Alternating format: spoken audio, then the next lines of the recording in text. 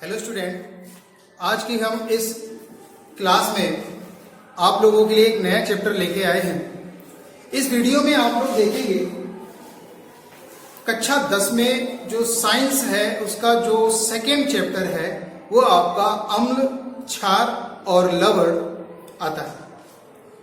अम्ल, क्षार, लवण इनको समझने के लिए आपको पहले से भी अम्ल और क्षार की कुछ परिभाषाएं याद हैं। जैसे हम लोग अम्लों के बारे में बात कर चुके हैं कि अम्ल स्वाद में खट्टे होते हैं, क्षार स्वाद में कसैले या कड़वे होते हैं, और नमक जो होते हैं वो या साल्ट जो होता है वो लवण कहलाते हैं। ये छोटी छोटी जानकारी आपने छोटी क्लासों में पढ़ी होगी। यहां पर आज हम इनके बारे में अम्ल, क्षार, लवण क्या होते हैं, उनके गुणधर्म क्या होते हैं, वैज्ञानिकों के आधार पर इनकी परिभाषाएं क्या बताई गई हैं, वो सब पढ़ेंगे। आइए इसको स्टार्ट करते हैं। और इसको स्टार्ट करने के साथ साथ में हम लोग ये भी जानेंगे कि कुछ ऐसी घटनाएं होती हैं जो हमारे रसायन विज्ञान में अम्ल और क्षार को डिफाइन करने में या उनको समझाने में बहुत मदद करते हैं। जैसे पहला एक टॉपिक आता है जिसे हम लोग कहते हैं वैद्युत अपघट्य। क्या होता है वैद्युत अपघट्य? अंग्रेजी में इसको इलेक्ट्रोलाइट्स बोलते हैं। वैद्युत अपघट्य वे पदार्थ होते हैं जिनके जलीय विलयन में अगर हम विद्युत धारा प्रवाहित करें तो वह अपने अवयवी अणुओं में अपघटित होते हैं। माने जिनमें हम विद्युत धारा प्रवाहित कर सकते हैं ऐसे पदार्थ वैद्युत अपघट्य कहलाते हैं। आप ये भी लिख सकते हैं, तो परिभाषा में आप लोग लिखिए हेडिंग डाल करके वैद्युत अपघट्य हेडिंग आपकी रहेगी और आप इसमें लिखेंगे। डाल लीजिए जल्दी से हेडिंग और लिखिए वे पदार्थ जिनके जलीय विलयन में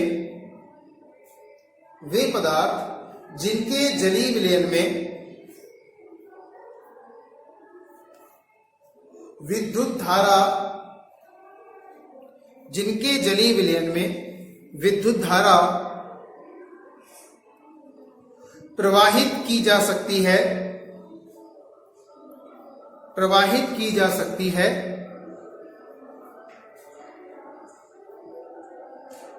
वैद्युत अपघट्य कहलाते हैं।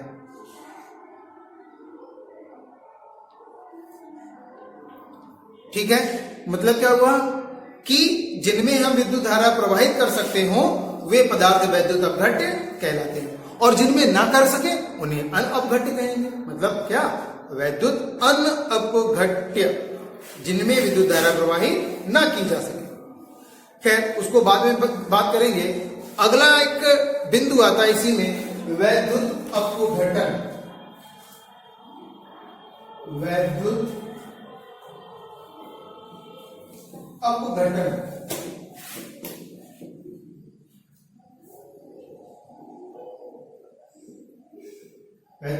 क्या है? वैद्युत अपघटन एक क्रिया है।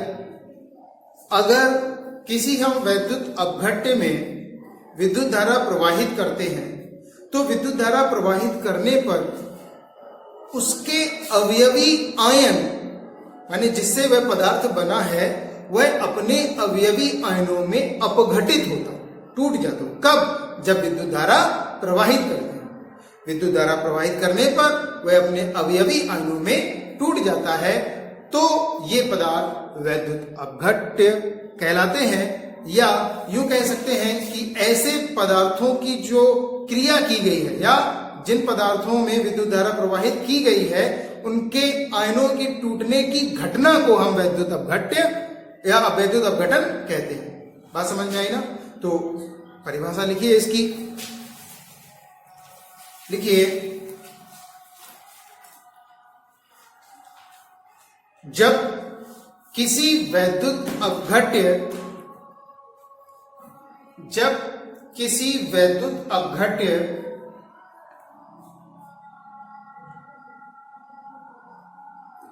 के जलीय विलयन में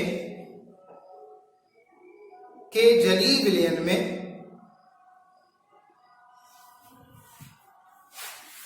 विद्युत धारा प्रवाहित करते हैं, विद्युत धारा प्रवाहित करते हैं,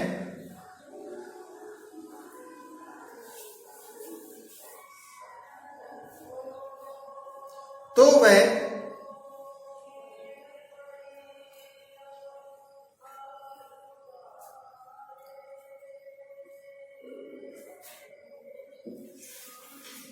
अपने अवयवी आयनों में अपघटित हो जाता है,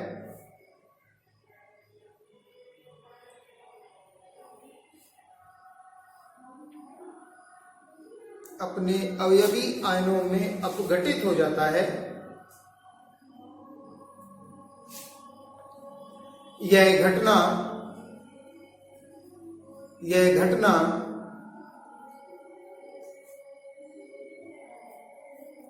वैद्युत अपघटन कहलाती है। यह घटना वैद्युत अपघटन कहलाती है। जैसे एग्जाम्पल में देखिए, एग्जाम्पल क्या है? अगर हम हाइड्रोक्लोरिक अम्ल लें और कैसा होना चाहिए? एक्वस, माने जलीय विलयन होना चाहिए, और जब उसमें हम विद्युत धारा प्रवाहित करते हैं तो यह हाइड्रोजन आयन और क्लोरीन आयन में अपघटित हो जाता है। एग्जाम्पल नोट कर लीजिए आप वैद्युत अपघटन का। ठीक है, तो अब हम लोग इसके बाद एक नया टॉपिक चालू करेंगे, इसी में वैद्युत वियोजन का सिद्धांत। वैद्युत वियोजन का सिद्धांत। तो आपकी नेक्स्ट स्टडी रहेगी वैद्युत वियोजन का सिद्धांत। इसे हम लोग आयनिक सिद्धांत भी कहते हैं। माने इसे किस नाम से और जाना जाता है? आयनिक सिद्धांत के नाम से और जाना जाता है। आप लोग इसको लिख लीजिएगा।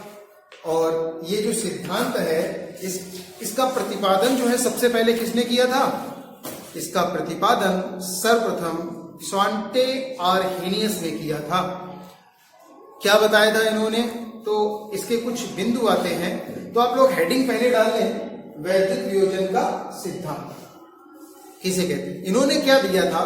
पहला पॉइंट इन्होंने बताया था कि जो वियोजन का सिद्धांत है, इसमें यदि किसी वैद्युत अपघट्य पदार्थ को जल या जलीय विलयन में घोला जाता है तो वह अपने अवयवी आयनों में वियोजित हो जाता है।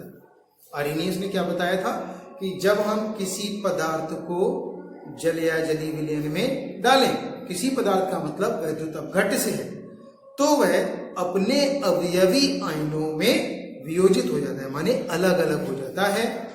तो इसे हम लोग क्या कहते हैं? वैद्युत अपघटन कहते हैं। वैद्युत अपघटन में क्या था? विद्युत धारा प्रवाहित कर रहे थे। यहां पर क्या है? डाला और अपने अवयवी आयनों में टूट गया। किसमें? जल या जलीय विलयन में। ठीक है ना? तो इनके बारे में कुछ लिखिएगा पहले। देखिए, इस सिद्धांत का प्रतिपादन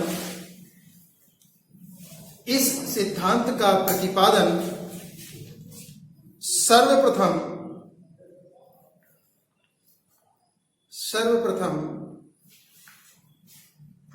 स्वांटे आर्हेनियस ने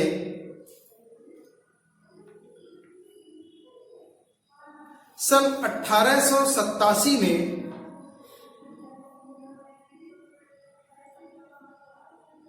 किया था। 1887 में किया था।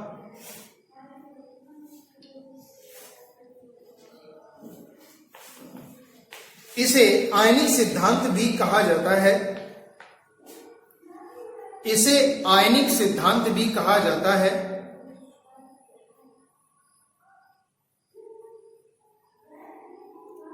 आयनिक सिद्धांत भी कहा जाता है।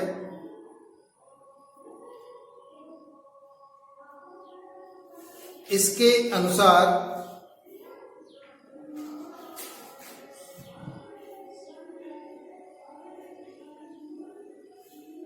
नंबर एक।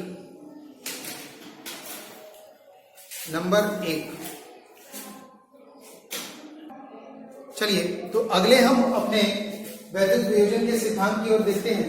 क्या है वैद्युत वियोजन का सिद्धांत?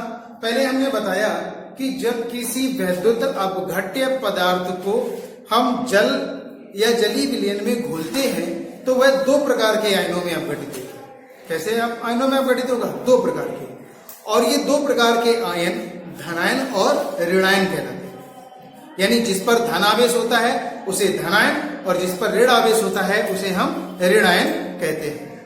अब अगर हम देखें यहाँ पर तो हमारे पास जो धन और ऋण आयन है वो कैसे वियोजित हो जाते हैं? तो देखिए सोडियम क्लोराइड, यहाँ पर क्या है? सोडियम क्लोराइड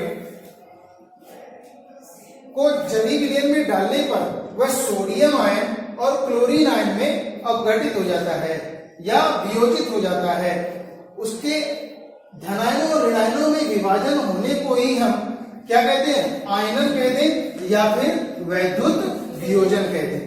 मतलब क्या है? आर्हेनियस ने पहला पॉइंट बताया था कि जब किसी वैद्युत अपघट्य को जल या जलीय विलयन में घोलते हैं तो वह धन और ऋण आयनों में विभाजित हो जाता है। माने दो प्रकार के आयनों में विभाजित होता है, धन आयनों में और ऋण आयनों में विभाजित होता है, जिससे आयनन या जिसे हम लोग क्या कहते हैं? आयनन या वैद्युत वियोजन कहते हैं, या सिर्फ वियोजन भी कह सकते हैं। आप किसी की भाषा का इस्तेमाल कर सकते हैं इसमें। मैंने आयनन कहते हैं, वियोजन कहते हैं या फिर वैद्युत वियोजन कहते हैं, क्योंकि वैद्युत धारा प्रवाहित करने पर भी ये वियोजित होगा। जैसे एग्जांपल में हमने सोडियम क्लोराइड का दे दिया आपको। दूसरा क्या कह सकते हैं? दूसरा पॉइंट इन्होंने बताया था कि वैद्युत अपघट्य के जलीय विलयन में धनायनों तथा ऋणायनों की संख्याएं बराबर होती हैं। मतलब क्या हुआ? इन्होंने बताया था कि जब भी कभी कोई पदार्थ धन और ऋणायनों में विभाजित होगा, वैद्युत अपघट्य पदार्थ विभाजित होगा या आयनों में वियोजित होगा तो वह संख्याओं में बराबर मात्रा में विभाजित होता है, कोई कम या ज्यादा नहीं होता है। ऐसा क्यों? क्योंकि विलयन की उदासीनता बनी रहती है। मतलब ऐसा नहीं है कि धनायनों की संख्या अधिक हो जाए तो वह विलयन धनावेशित कहलाए, या ऐसा नहीं है कि वो विलयन ऋणावेशित कहलाए अगर ऋणायनों की संख्या अधिक हो जाती है। इससे वह विलयन नहीं कहलाएगा या विलयन की परिभाषा को प्रदर्शित नहीं करेगा। इसीलिए उन्होंने कहा कि धन और ऋण आयनों के जो बराबर मात्रा है वो होनी चाहिए। क्यों होनी चाहिए? क्योंकि क्या होना चाहिए? विलयन की उदासीनता बनी रहनी चाहिए, ये इन्होंने बताया। दूसरा पॉइंट क्या बताया? इन्होंने कहा कि आयनन की यह क्रिया उत्क्रमणीय होती है। कैसी होती है? उत्क्रमणीय होती है, मतलब रिवर्सिबल होती है। माने सोडियम क्लोराइड से सोडियम और क्लोरीन आयनों में विभाजित होना, और इससे यह क्लोरीन और सोडियम आयन वापस से सोडियम क्लोराइड भी बना सकते हैं। इसलिए यह क्रिया उत्क्रमणीय क्रिया है। इससे पहले हमने एक वीडियो उत्क्रमणीय क्रिया पर बना के रखा है, आप देख सकते हैं उसको। फिर इसके बाद क्या बताया? किसी वैद्युत अपघट्य को जल या जलीय विलयन में घोलने पर सभी अणु आयनित नहीं होते हैं। मतलब क्या हुआ कि अगर हम किसी वैद्युत अपघट्य पदार्थ को जल या जलीय विलयन में घोलें तो वह पूर्ण रूप से घुल जाए, पूर्ण रूप से आयनित हो जाए, ऐसा संभव नहीं है। ठीक है ना?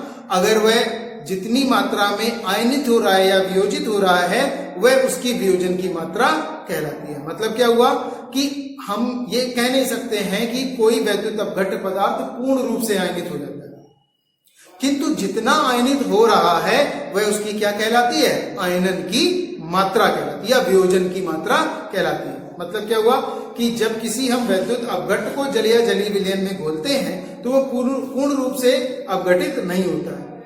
अर्थात किसी वैद्युत अपघट्य की जितनी मात्रा विलयन में वियोजित होती है वह उसकी वियोजन की मात्रा या फिर आयनन की मात्रा कहलाती है। ठीक है?